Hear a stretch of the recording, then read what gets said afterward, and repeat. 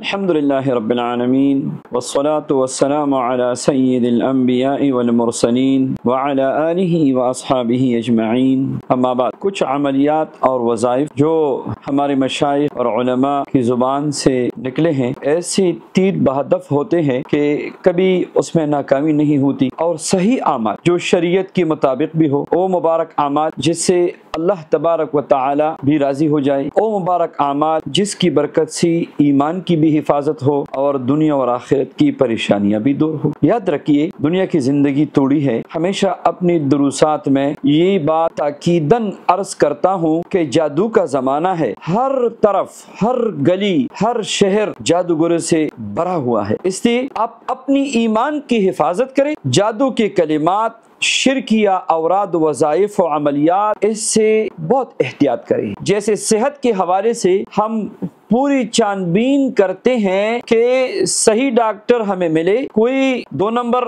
Doctor کے پاس نہ جائیں، ہم کوئی 2 نمبر دوائی ہم نہ لیں تاکہ ہمارے صحت کو نقصان نہ پہنچے، ہمیں صحت ملے۔ اسی طرح اپنی ایمان کی فکر کریں، اپنے صحیح علماء اور مشائخ سے عملیات سیکھے، وظائف لیا کرے اور وہی وظائف پڑھا کرے تو انشاءاللہ برکت ہوگی۔ جو بندہ بظاہر شریعت کے خلاف ہے، اس کی شکل و صورت بھی، اس کے اعمال بھی احتیاط کرے۔ دنیا کے مسائل کم ہو یا نہ ہو، آخرت برباد ہو جائے۔ وظائف کا شوق رکھنا چاہیے، وظائف پڑھنا چاہیے، اللہ سے مانگے مگر صحیح طریقے کے ساتھ۔ تو آئیے آج کے اس درس میں حضرت شیخ الاسلام مولانا حسین احمد مدنی رحمت اللہ علیہ نور اللہ مرقدہ کے خصوصی جو اعمال و وظائف ہے، تو ان میں سے میں 2 وظائف کا ذکر کرتا ہوں۔ بحیثیت ایک مسلمان، بحیثیت امتی، ہر امتی کو، ہر مسلمان کو یہ خواہش ہے کہ مجھے نبی کریم صلی اللہ علیہ وسلم کی خواب میں زیارت نصیب ہو جائے۔ زندگی میں کھلے آنکھوں سے دور نبوت ہم سے تو گزر گئی، مگر اللہ تبارک و تعالی کی طرف سے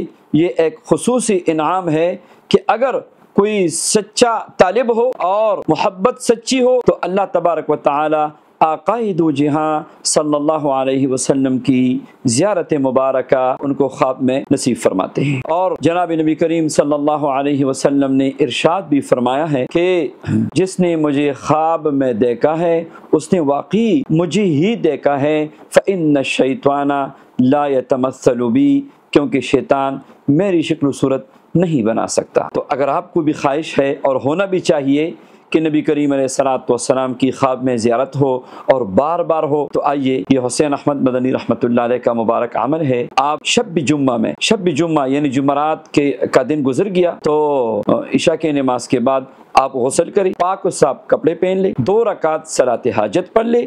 پہلی رکعت میں سورہ کافرون، دوسرے میں سورہ اخلاص پڑھ کے آپ اللہم صلی علی سیدنا محمد وعلی آل سیدنا محمد وبارک وسلم، یہ درود پاک خوشبو لگا کے توجہ کے ساتھ 1000 مرتبہ پڑھ لیجیے، دعا بھی کیجیے۔ انشاءاللہ پہلی ہی رات نبی کریم علیہ السلام کی زیارت آپ کو نصیب ہوگی۔ اگر کسی کمی پیشی کی وجہ سے نہیں ہوئی تو مسلسل 7 جمعے یہ عمل جاری رکھے، انشاءاللہ ضرور زیارت نصیب ہوگی۔ کتنی بڑی سعادت ہے نبی کریم علیہ السلام کی زیارت کی۔